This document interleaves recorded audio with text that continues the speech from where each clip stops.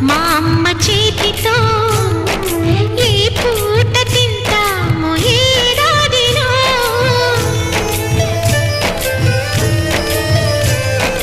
చక్కగా మా నాన్న పక్కగా